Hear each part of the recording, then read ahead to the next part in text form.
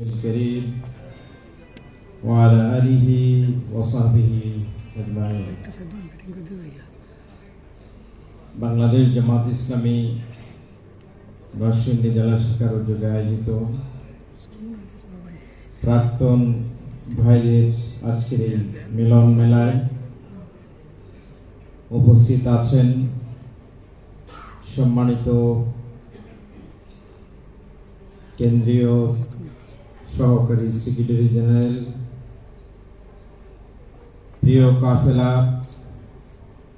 বাংলাদেশ ইসলামী ছাত্র শিবিরের সাবেক কেন্দ্রীয় সভাপতি শ্রদ্ধেয় অ্যাডভোকেট এহসানুল মাহবুব জুবাইর ভাই,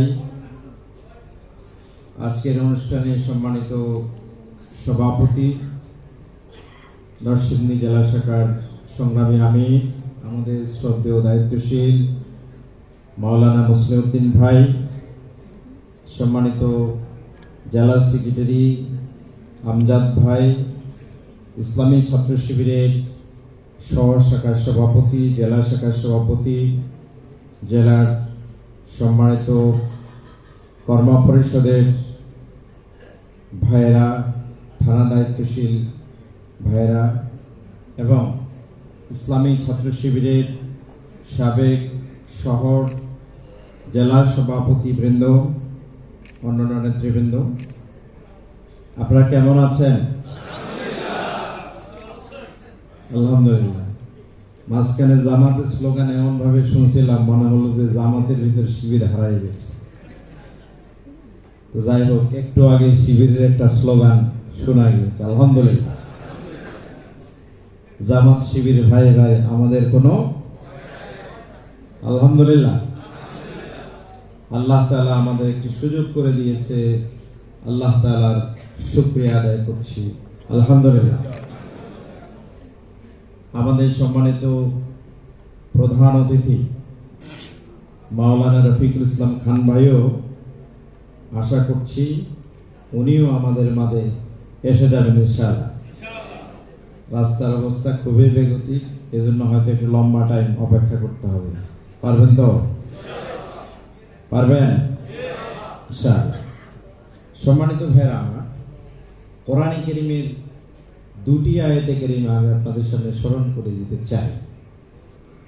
আউযু বিল্লাহি মিনাশ শাইতানির রাজীম, বিসমিল্লাহির রহমানির রহিম। ইন্না বাতশা রাব্বিকা লাশাদীদ। আরেকটি আয়াতে কারীমা ওয়া মাকারু মাকারুল্লাহ ওয়াল্লাহু খায়রুল মাকিরিন ওয়া হুয়া রাহমানুর রাহিম। বর্তমান যে প্রেক্ষাপট আমাদের মাঝে সৃষ্টি হয়েছে, এই সৃষ্টির পূর্বে আমরা যখন জনাকীর্ণ কোনো সমাবেশ করতাম, আমরা যখন বলতাম ভাইরা ওয়াস্তাইনু বিস-সাবরি ওয়াস-সালাহ, সবর সবর সবর, আমাদের নেতৃবৃন্দ শহীদ হয়েছেন, অনেক ভাইদের জীবন ঝরেছে, অনেক ভাইরা চক্ষু হারিয়েছেন, তাদের হাত হারিয়েছেন, পা হারিয়েছেন, তাদের সহায় সম্পত্তি হারিয়েছেন, জীবনের সব নিঃশেষ হয়ে বছরের পর বছর কারাগারে ছিলেন। সেই সময় যখন আমরা বলতাম শেখ হাসিনা যদি আরো 50 বছর থাকে কি হতে পারে, ততক্ষণ কি ধৈর্য ধারণ করতে পারবো? আমি মাঝে মাঝে প্রোগ্রামগুলোতে দেখতাম ভাইরা বুকের ডান দিকে বাম দিকে হাত দিতে, মনে হচ্ছে যে কেউ কেউ ভয়ে আতঙ্কে মিনিস্ট করার একটু সম্ভাবনা দেখা যাচ্ছিল। কিছু কিছু জায়গায়, কিছু কিছু এলাকায় আমরা দেখেছিলাম।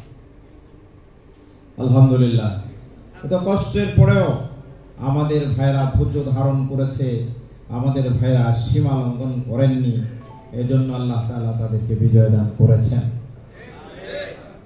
যারা হম্বিতম্বি করত, যারা 10 জন লোক যেখানে কথা বলতো, 10 জন লোক যেখানে অবস্থান করত, সেখানে যদি একজন লোক কথা বলতো, আওয়ামী লীগের 10 জনের মধ্যে 9 জনের মুখ বন্ধ থাকতো।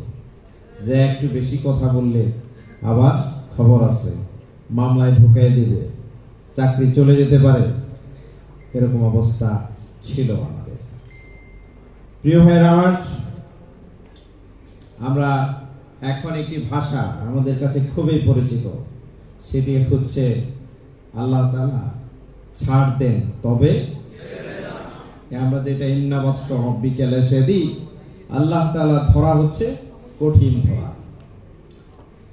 ছাত্র জনতার যে আন্দোলন শুরু হয়েছিল এই দীর্ঘ বৈষম্যের বিরুদ্ধে, আমরা দেখেছি আমাদের নেতৃবৃন্দদের শাহাদাত, অসংখ্য ভাইয়ের ত্যাগ তিতিক্ষার বিনিময়ে একটি পর্যায়ে ছাত্র জনতার সম্মিলিত প্রয়াসে এই সরকারের, ফ্যাসিবাদী সরকারের যখন পতন হলো, আমরা দেখলাম আমাদেরকে নিষিদ্ধ করতে চেয়েছিল, তারা তো অনেক আগেই জনগণের হৃদয় থেকে নিষিদ্ধ হয়ে গিয়েছিল এবং নিষিদ্ধ ঘোষণার 3 দিনের মাথায় যারা পালিয়ে যাবে না বলেছিল, তারা আমরা দেখেছি যে কুকুরের মতো লেজ গুটিয়ে তারা পালিয়েছে। এখন শুনছি যে ওনার নাকি ভিসার মেয়াদ শেষ হয়ে গেছে, সেখানেও রাখা হবে কিনা এটা নিয়ে চিন্তা চলছে। আল্লাহ তাআলা যাদের জিল্লতি দেন সেটা শুধু পার্শ্ববর্তী দেশের মাটিতে নয়, পৃথিবীর কোন জায়গায় তাদের মাটি হবে না ইনশাআল্লাহ। এবং বাংলাদেশি সহ এই সাবকন্টিনেন্টে এই স্বৈরাচারীদেরকে যেখানে দেখবে আমার একটা আত্মবিশ্বাস জন্মেছে, তাদেরকে সেখানে মানুষ গণধোলাই দিয়ে শায়েস্তা করে পৃথিবীর বুক থেকে বিদায় দিতে। তবে আমরা সেটা চাই না, কারণ তারা এত বেশি অপরাধ করেছে, তাদেরকে এই দেশে নিয়ে এসে মানবতা বিরোধী অপরাধী হিসেবে তাদেরকে সাব্যস্ত করে ফাঁসির কাছে তাদেরকে ছোড়াতে। প্রিয় ভাইয়েরা আমার, এতদিন কথা বলেনি মানুষ, এতদিন প্রশাসনের লোকরাও কথা বলেনি, এখন সবার মুখ ফুটেছে। শেখ হাসিনা কিভাবে গুলির জন্য নির্দেশ দিয়েছে, কিভাবে হত্যার জন্য নির্দেশ দিয়েছে, কিভাবে শাপলা চত্বরের লোকদেরকে, আলেম ওলামাদের লাশকে গুম করে রাখার জন্য বলা হয়েছে। ছাত্র জনতার আন্দোলনে যেই ছাত্ররা, শ্রমিকরা শহীদ হয়েছে, তাদের লাশ গুম করার জন্য বলেছে। আজকে সব একে একে দেবালোকের মতো আমাদের কাছে স্পষ্ট হয়ে আসছে। সুতরাং বাংলাদেশের 1 নাম্বার কিলার এই শেখ হাসিনা, এই শেখ হাসিনার বিচার নিশ্চয় হবে। এবং বিভিন্ন জায়গা থেকে আওয়াজ আসছে, যেভাবে ছাত্র জনতার আন্দোলনে ছাত্রলীগ, যুবলীগ এবং আওয়ামী লীগ তাদের অস্ত্র উঁচু করে যুবকদের, তরুণদের, কিশোরদের বুকে গুলি ছুড়েছে, এই জঙ্গি সংগঠন বাংলাদেশের রাজনীতি করার আর কোনো অধিকার তাদের থাকতে পারে না। প্রিয় ভাইরা আমার, আজকে যেহেতু একান্ত সাংগঠনিক পরিবেশের একটা প্রোগ্রাম, আপনাদেরকে আমরা আলহামদুলিল্লাহ পেয়েছি, আল্লাহ শুকরিয়া আদায় করছি। আলহামদুলিল্লাহ, আমরা অনেক হারানো মানিককে আজকে খুঁজে পেয়েছি। আলহামদুলিল্লাহ, অনেক ভাইদেরকে ছাত্র জীবনে সাথী ছিলেন, সদস্য ছিলেন, এটা ছিলেন, ওটা ছিলেন, আমরা পাইনি। এটা না পাওয়ারও কারণ আছে। ইমানের বিভিন্ন ক্যাটাগরি আছে, স্তর আছে।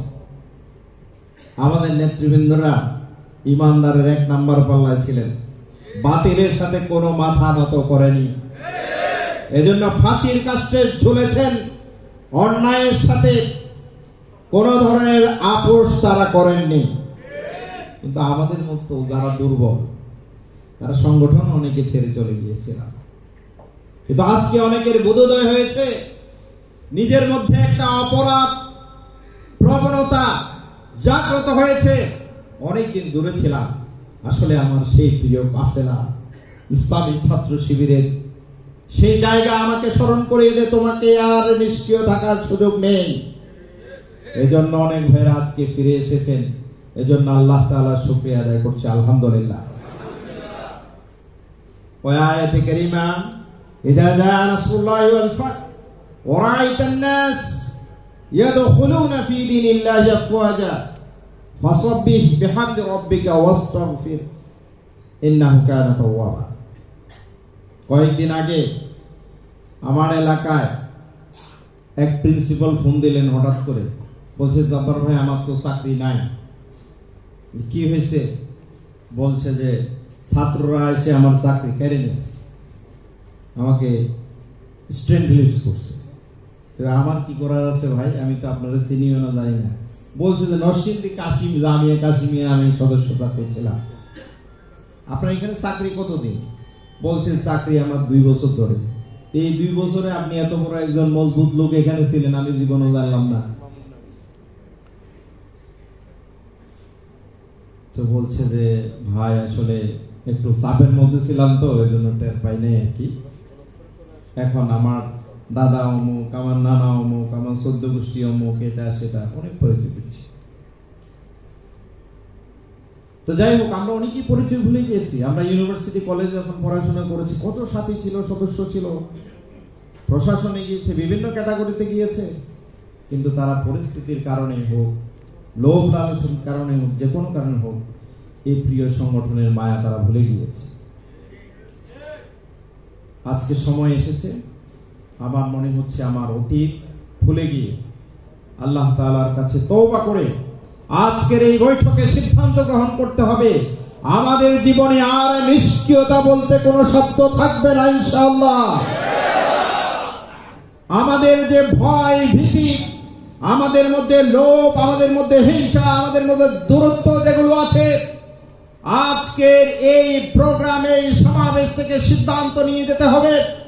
নরসিংদীর বুকে যদি ইসলামী আন্দোলনের গতিকে যদি আরো বেগবান করতে হয়, আজকের এই ভাইরা যদি সিদ্ধান্ত গ্রহণ করে, তাহলে আগামী 1 থেকে 2 বছরের মধ্যে বাংলাদেশের 1 নম্বর শাখা হিসাবে নরসিংদী শহীদ সংগঠনকে আমরা পরিণত করতে পারবো ইনশাআল্লাহ।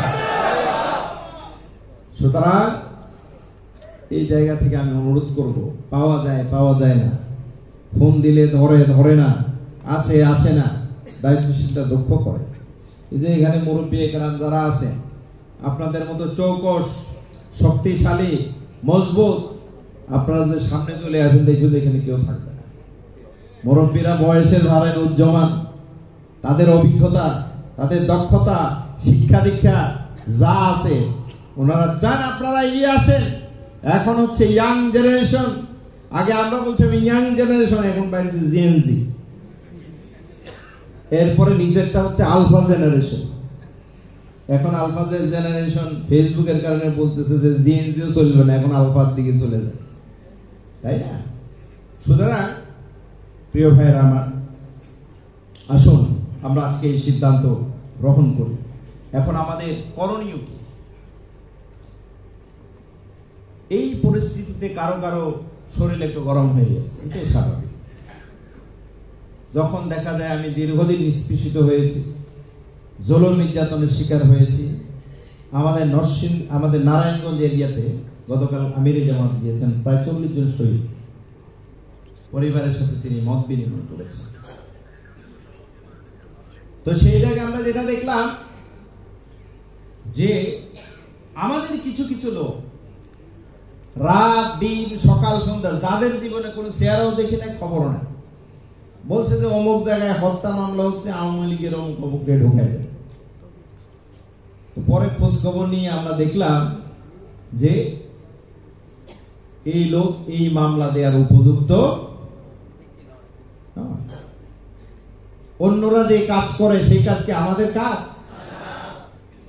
অন্যরা যদি জুলুমবাজি করে, আমরা কি জুলুমবাজি করব? কিন্তু যে অন্যায় করবে তাকে কোনো ধরনের ছাড় দেয়া যাবে না। এখানে আপনাদের অনেক ঘটনা ঘটেছে, অনেক মামলা হয়েছে। নিজের স্বার্থে কোনোভাবে এই কাজ আমরা করব না ইনশাআল্লাহ। আমরা দীর্ঘদিন জুলুমের শিকার হয়েছি, প্রয়োজনে আবার জুলুমের শিকার হব, এরপরও কিন্তু জালিম হব না ইনশাআল্লাহ। এখন আমাদের করণীয় যেটা, যারা যে মনে কাজ করছেন, আমাদের যোগ্যতাকে আরো বাড়াতে হবে ইনশাআল্লাহ। ফন্দি ফিকির করে, লবিং করে নিজের পোস্ট পদবি বাড়ানো, নিজের চিন্তা দৃষ্টিভঙ্গি দিয়ে আদর্শ লালন করেছেন, সে আদর্শের বিপরীতে যে কাজ করার চিন্তা মানসিকতা আছে, সেখান থেকে আমাদেরকে বেরিয়ে আসতে হবে ইনশাআল্লাহ। এবং তাদের মধ্যে দম্ভ রয়েছে, শেখ হাসিনা যে দম্ভের কারণে তার পতন হয়েছে, এই দম্ভ কিন্তু আমাদের কাছ থেকে চিরতরে বিদায় দিতে হবে ইনশাআল্লাহ। প্রিয় ভাইরা আমার, ছাত্র শিবির প্রতিষ্ঠার দুইটা উদ্দেশ্য ছিল। একটা উদ্দেশ্য হচ্ছে তরুণ সমাজের কাছে, যুবকদের কাছে ইসলামের আহ্বান পৌঁছানো। দ্বিতীয় আরেকটা উদ্দেশ্য ছিল যে আগামী দিনে লিডারশিপ তৈরি করা। এখানে যারা উপস্থিত আছেন, যারা নেতা আছেন, সবাই কিন্তু আগামী দিনের লিডার। সেই লিডারদেরকেই বাংলাদেশ জামাত ইসলামী খুঁজছে। আপনারা যার যার জায়গা থেকে নিজের সংগঠন, নিজের ওয়ার্ড, নিজের থানাতে যথাযথ ভূমিকা রেখে আগামীর বাংলাদেশ করার জন্য আপনারা ঐক্যবদ্ধ হবেন ইনশাআল্লাহ। আমাদের মেহমানবৃন্দ কথা বলবেন। আমি শুধু এভাবে আবেদন করতে চাই, আগামীর বাংলাদেশ হবে বৈষম্যহীন বাংলাদেশ, আগামীর বাংলাদেশ হবে সাম্যের বাংলাদেশ, আগামীর বাংলাদেশ হবে ন্যায়ের বাংলাদেশ, আগামীর বাংলাদেশ হবে দুর্নীতিহীন বাংলাদেশ, আগামীর বাংলাদেশ হবে কল্যাণের বাংলাদেশ, আগামীর বাংলাদেশ হবে ইসলামের বাংলাদেশ। সবাইকে মোবারকবাদ জানিয়ে আমি আমার কথা শেষ করছি।